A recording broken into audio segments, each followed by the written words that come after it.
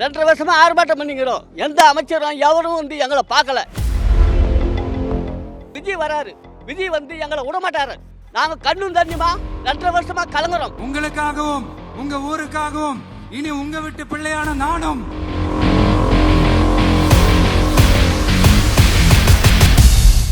கனிமோ இது பன்னூரண்டை முக்க சால் இது 300 ஏக்கரா இருக்குது. அந்த 300 ஏக்கரால ஊட்டு சொத்துல போட விவசாய நிலங்கள் பாதுகாப்பு கொள்கை தீர்மானம். அதுல காஞ்சிபுரம் மாவட்டம் பரந்தூரில் 1000க்கும் மேற்பட்ட ஏக்கர் பரப்பளவில் இன்னொரு 13 நீர்நிலைகளை அழிச்சு சென்னை நிரந்தரமாக வெள்ளக்காடாக்கும் இத்திட்டத்தை ஒன்றிய மாநில அரசுகள் கைவிட வேண்டும் வலியுறுத்தின. உங்க ஊர் உங்களுக்கு கொடுத்துட்டேன் அப்படின்னு சொல்லதான் இப்போ மீட்டிங் வச்சிருக்காரு. எங்க வீட்டு மேலாம் எதுவும் போகக்கூடாது, என் பசங்க எல்லாரும் ஒரே இதுல படிக்கணும், நல்ல இதுவா இருக்கணும்னு தான் ஒரு நம்பிக்கையில இருக்கோம். விஜய் வரதுனால இதெல்லாம் உங்களுக்கு மாறிடும் நினைக்கிறீங்களா? அது மாறிட்டு தான் நான் நம்பிக்கை வந்துக்கிறேங்க. இந்த மண்ணுக்காகவும் மக்களுக்காகவும் நம்ம விவசாயிகள் பாதிக்கிற இந்த திட்டத்துக்கு எதிராக சட்ட போராட்டம் நடத்தவும் தயங்க மாட்டோம்னு சொல்லியிருந்தோம். அதை இங்க உங்க முன்னாடி ரொம்ப ஸ்ட்ராங்கா வலியுறுத்துறேன். விவசாய நிலத்தை அழிச்சிட்டு ஏர்போர்ட்டை வர வைக்கிறாங்கன்றாங்க. சொந்த பூமியில் நாங்கள் பயிர் வச்சு வாழ்ந்துருக்கிறோம். அதை உங்களுக்கு ஏங்க இந்த மாதிரி அழிக்கணும்னு ஒரு தோணுது உங்களுக்கு? நான் இங்க வளர்ச்சிக்கு எதிரானவெல்லாம் கிடையாது. ஏர்போர்ட்டே வரக்கூடாதுன்னு நான் சொல்லல, இந்த இடத்துல வரக்கூடாதுன்னு நான் சொல்றேன். விவசாயத்தில் பேர் போன ஊர் ஏகனாபுரம், திருவள்ளூர் வரைக்கும் ரெட் ஹில்ஸ் வரைக்கும் இந்த ஏகனாபுரத்து விவசாய நிலத்தில் பயிர் வச்சு சாப்பிட்ட ஜனங்க தான். இப்போ ரீசன்ட் டைம்ல எடுத்த ஒரு அறிவியல் ஆய்வுல இப்படி ஒவ்வொரு வருஷம் சென்னையில வர ஃப்ளட்டுக்கு காரணமே இங்க இந்த சுற்று வட்டார பகுதியில் இருக்கிற சதுப்பு நிலங்களை நீர்நிலைகளை அழிச்சதுதான் சொல்லுது. இப்படி ஒரு சூழல் இருக்கும் போது 90% ஆஃப் விவசாய நிலங்கள் 90% ஆஃப் நீர்நிலைகளை அழிச்சு இங்க இந்த பரந்தூர் விமான நிலையத்தை கொண்டு வரணும்னு எடுக்கிற அந்த முடிவை எந்த அரசா இருந்தாலும் அது மக்கள் விரோத அரசா தான் இருக்க முடியும். கவர்மெண்ட்டுக்கிட்ட நாங்கள் கோரிக்கை வச்சதுக்கு நாங்கள் பணம் கொடுக்குறோம், நீங்கள் காலி பண்ணுங்க அப்படின்றாங்க. எங்களுக்கு பணமும் வேணாம். அந்த டங்ஸ்டன் சுரங்கம் அமைக்கிறதை எதிர்த்து தமிழ்நாடு அரசு ஒரு தீர்மானம் ஒன்று கொண்டு வந்தாங்க. அதை நான் மனப்பூர்வமாக வரவேற்கிறேன். ஆனா அதே நிலைப்பாட்டை தானே இங்க நம்ம பரந்தூர் பிரச்சனையிலையும் எடுத்திருக்கணும். எப்படி அரிட்டாப்பட்டி பகுதி மக்கள் நம்ம மக்களோ அதே மாதிரி தானே பரந்தூர் மக்களும் நம்ம மக்கள். அப்படித்தானே ஒரு அரசாங்கம் யோசிக்கணும். ஆனா அப்படி செய்யலையே. ஏன் செய்யல? ஏன்னா இந்த விமான நிலையத்தையும் தாண்டி இந்த திட்டத்தில் அவங்களுக்கு ஏதோ ஒரு லாபம் இருக்குது.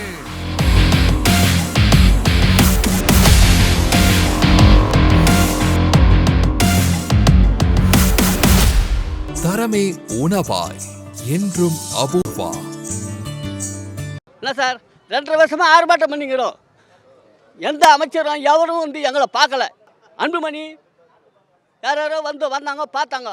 இப்போ வந்து விஜய் வராரு, விஜய் வந்து எங்களை விடமாட்டாரு.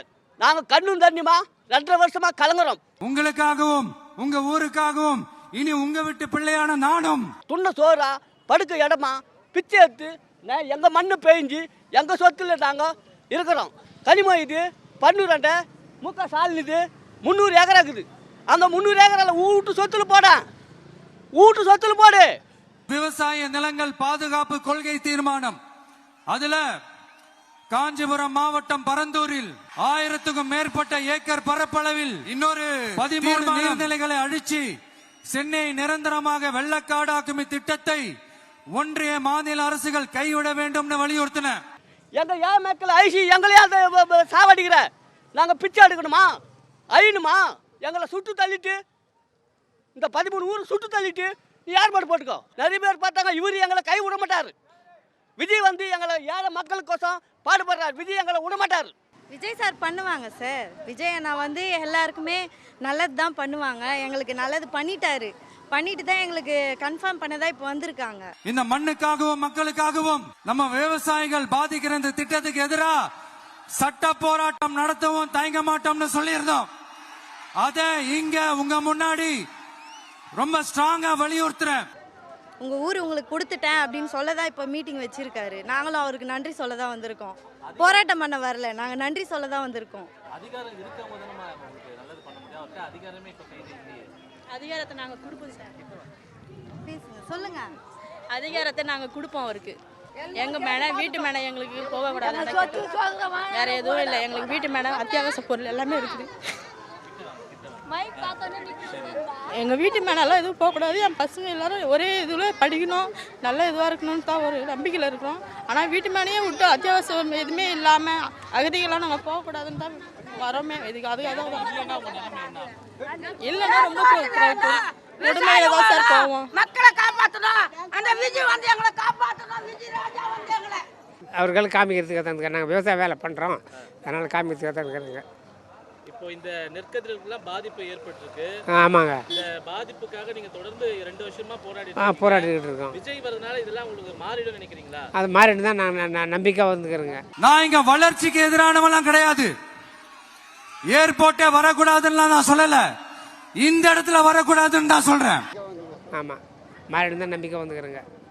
நீங்க எந்த ஊரு? ஏகனாபுரங்க. எத்தனை வருஷமா? 38 நாங்கள் ஏதாங்க இருக்கோம். நாங்கள் திடீர்னு உங்களை காலி பண்ண சொல்றது எப்படி இருக்கு? எங்களுக்கு வயிற்று இருக்குது, வயிறு எரியுது. ஏகனாபுரம் இல்லைன்னா உங்க நிலைமை என்ன ஆகும்? நான் போகிற வந்து அது எப்படி தான் சொல்கிறதுன்னு தெரியல எனக்கு. சொல்கிறவில்ல சுருக்கோடு தான் போனோம். அவர் எப்படியும் இந்த பரந்தூர் இந்த கிராம இதெல்லாம் கையகப்படுத்துகிறாங்கல்ல, அதெல்லாம் பண்ணக்கூடாதுன்னு சொல்லுவார். கண்டிப்பாக எப்பவும் விவசாயிக்காக நிற்பார். ஆமாம். கட்சி ஆரம்பிச்ச பிறகு அவர் வர்றது வந்து ஒரு விமர்சனம் தருது, ஓட்டுக்காக அவர் வராரு. இல்லை அப்படிலாம் இல்லை. அப்படி பார்த்தா ஸ்டார்டிங்லேருந்தே குரல் கொடுத்துட்ருக்காரு. ஃபஸ்ட்டு இதுக்கு முன்னாடி விவசாயிக்கு சப்போர்ட் பண்ணி பேசினார். அப்போ அரசியல் கட்சியில் இருந்தார், அப்போ விளம்பரத்துக்காக பண்ணார். இப்போயும் அவர் மக்களுக்காக தான் பண்ணுறாரு, விளம்பரத்துக்காகலாம் பண்ணல. அவர் மக்களுக்கோசம் பண்ணுறதை எப்போ பண்ணிக்கிட்டே தான் இருப்பார். இப்போன்ட்டு இல்லை, அது நீங்கள் மக்களுக்கு இருக்கும் போதுலேருந்தே தெரிஞ்சிருக்கும். அவர் அப்பத்துலேருந்தே வந்து மக்களுக்கோசம் தான் அவர் இன்னமும் எல்லாமே பண்ணுறாரு. அதனால் இப்போ இது வந்து மக்களுக்கோசம் தான் வந்திருக்கண்டி, அவருக்கு ஓட்டுக்கோசம்லாம் வரல, மக்களுக்கோசம் மட்டும்தான் அவர் எல்லாமே செய்கிறாரு. ஹலோ வணக்கங்க. நான் ஏகனாபுரம் கிராமத்தில் நான் வசிக்கின்றேன். என் பேர் ஆல்பர்ட்டு. நான் வந்து இந்த ஊரில் வந்து 25 வருஷமாக நான் வளர்ந்து வந்திருக்கிறேன். என் பிள்ளை குட்டிங்க எல்லாமே இந்த ஸ்கூல் தான், இந்த இதில் தான் படித்து முன்னேற்றத்துக்கு வந்திருக்கிறாங்க.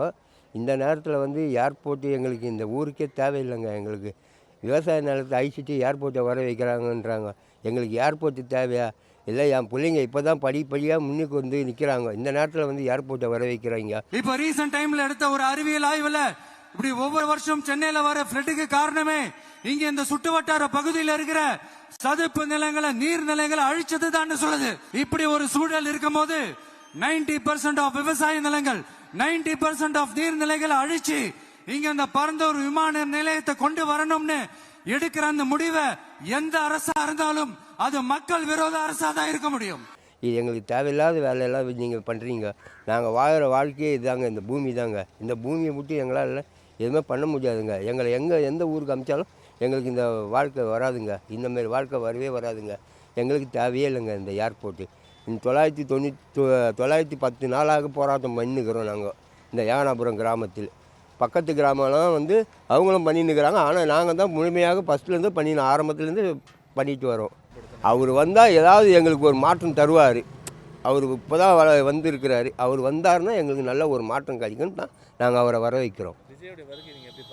நாங்கள் ரொம்ப விரும்புகிறோங்க. இங்கே வந்தாருன்னா அவருடைய பேச்சில் தான் எங்களுக்கு ஒரு ஆதங்கம், அவர் சொல்கிற இதில் தான் எங்களுக்கு ஒரு மாற்றம். கவர்மெண்ட்டுக்கிட்ட நாங்கள் கோரிக்கை வச்சதுக்கு நாங்கள் பணம் கொடுக்குறோம், நீங்கள் காலி பண்ணுங்க அப்படின்றாங்க. எங்களுக்கு பணமும் வேணாம். அந்த பணம் எத்தனை நாளைக்குங்க?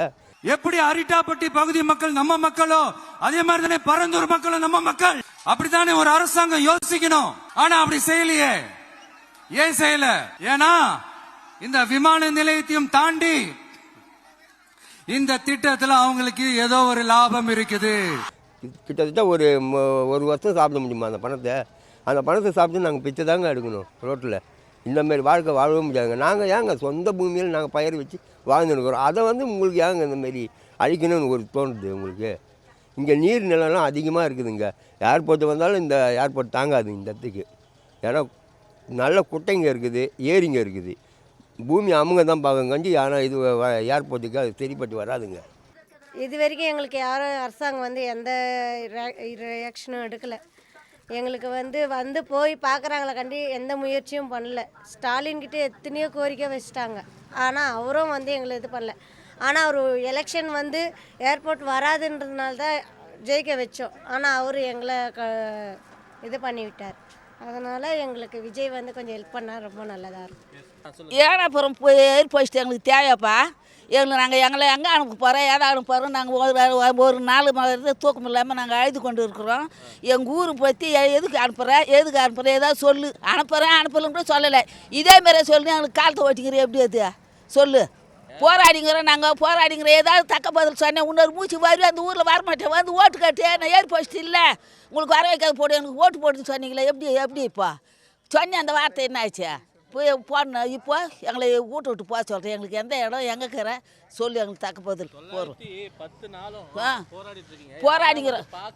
பார்க்குறீங்களா ஏதாவது கேட்குறீங்களா? எங்களுக்கு தக்க பதில் சொல்லு. ஓட்டுக்கு மட்டும் வந்துடுறியா 5 பேர் எடுத்துக்கிண்ணா. எங்களுக்கு என்ன பிரச்சனைனா இங்கே இதுமாரி நாங்கள் கஷ்டப்பட்டு இதுமாரி 4 அடுக்கு 3 அடுக்கு வீடெல்லாம் கட்டி விவசாயத்தெல்லாம் விற்று கட்டி இது பண்ணியிருக்கோம். இப்போ எல்லாம் போச்சுன்னா எங்களால் அதுமாரி நீங்கள் கொடுக்குற பணத்தை வச்சு கட்ட முடியுமா? வராது. இப்போ விவசாயம்னா நாங்கள் அதை வச்சு கஞ்சி கூட காசு குடிப்போம். அது நீங்கள் என்ன தான் கொடுத்தாலும் அதுக்கு ஈடாகாது. நீங்கள் கொடுக்குற இடத்த வச்சு அவங்க திருப்பி அந்தமாரி வீடு கட்ட முடியாது. இப்போ விற்கிற விலைக்கு கட்ட முடியுமா? கட்ட முடியாது. ஒரு நாளைக்கு 500 ரூபாய் இருந்தால் தான் ஒரு நாள் குடும்பம் போகும். அப்படி இருக்கும்போது எப்படின்னா நீங்கள் எவ்வளோ கொடுத்தாலும் அது ஒன்றுமே பண்ண முடியாது. வரும் தான் சொல்கிறாங்க, ஆர்டர் வந்துருச்சு வரும் அப்படின்னு தான் சொல்லின்னு இருக்காங்க. ஆனால் இது வரைக்கும் எதுவும் தெரியல. ஆனால் வந்து வராமல் இருந்தால் இங்கே இருக்கிற ஜனங்கள் வந்து பழிச்சுப்பாங்க. இது ஏன்னா இப்போ வந்ததுன்னா நல்லா மெயினாக நல்லா இருக்கும். அது அப்பலப்பட்ட விஷயம். இருந்தாலும் இருக்கிற ஜனங்களுக்கு கஷ்டமாக இருக்கும். ஏர்போர்ட் வருதுன்னா ஏர்போர்ட் வர்றது வந்து நல்ல விஷயந்தான். நல்லா இந்த கிராமத்தில் அது வருதுன்னா வந்து ஒரு இதுதான். அது நல்ல இதுவாக இம்ப்ரூவ்மெண்ட் ஆகும். நல்ல ரேட் ஆகும். நிலத்துடைய ரேட் ஆகும். எல்லாமே இது விஷயம் கரெக்டு தான். ஆனால் வந்து இருக்கிற கஷ்டப்படுற ஜனத்துங்களுக்கு கஷ்டப்படுவாங்க இல்லையா? இருக்கிறவங்க எல்லாம் வந்துடலாம். இல்லாதவங்க என்ன பண்ண முடியும்? புரியுதுங்களா? அதை வச்சு பழிக்கிறாங்க. இப்போ 6 மாதத்துக்கு ஒரு வாட்டி விவசாயம் பண்ணுறாங்க.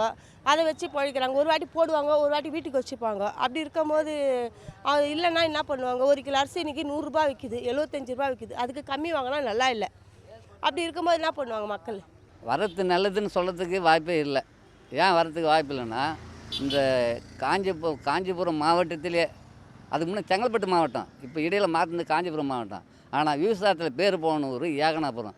இங்கே 2 rice mill, Narasimmanayakar rice mill, Srinivasa rice mill, 2 rice மில்லையும் கொட்டணங்குத்தி திருவள்ளூர் வரைக்கும் ரெட் ஹில்ஸ் வரைக்கும் இந்த ஏகனாபுரத்து விவசாய நிலத்தில் பயிர் வச்சு சாப்பிட்ட ஜனங்க தான். ரெட் ஹில்ஸ் வரைக்கும் அப்படியே செங்கல்பட்டு வரைக்கும் எங்கள் ஊர் அரிசி எடுத்து 90. அப்போ ஏற்பட்ட விவசாயத்தை அழிக்கிறதுக்கு இது ஏரியாப்பெல்லாம் வேணுமா வேணான்னு கவர்மெண்ட்டு தான் முடிவு எடுக்கணும். ஏன்னா இவ்வளோ ஊர் அதாவது ரெட் ஹில்ஸ் முதல்ல இருந்து செங்கல்பட்டு மாவட்டத்துலேருந்து ஏகனாபுரம் ரைஸ் மில்லேருந்து அரிசி ஏற்றி போய் தான் இவ்வளோ ஜனம் காப்பாற்றினோம் அந்த காலத்தில்.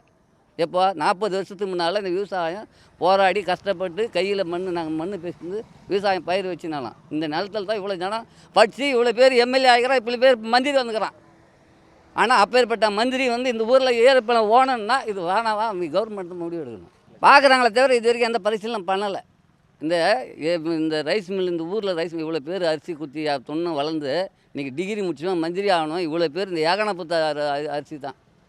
அப்பேற்பட்ட மண் நாங்கள் விடணுன்னா எப்படி விட முடியும்? வாழ்வாதாரம்னா பிச்சை தான் எடுக்கணும். நாங்கள் வேறு வழியே இல்லை.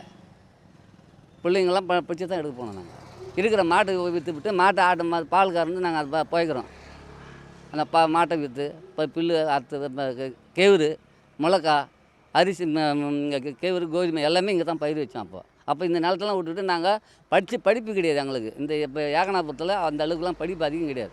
எல்லாம் விவசாயத்தை நம்பி தான் ஜனங்க வாழ்ந்துங்குது. இப்போ இவ்வளோ ஜனத்தை எடுத்து போய் எங்கே என்ன வேலை கொடுப்பாங்க? போய்க்கு நான் வாழ்வாதாரம் கொடுப்பாங்க.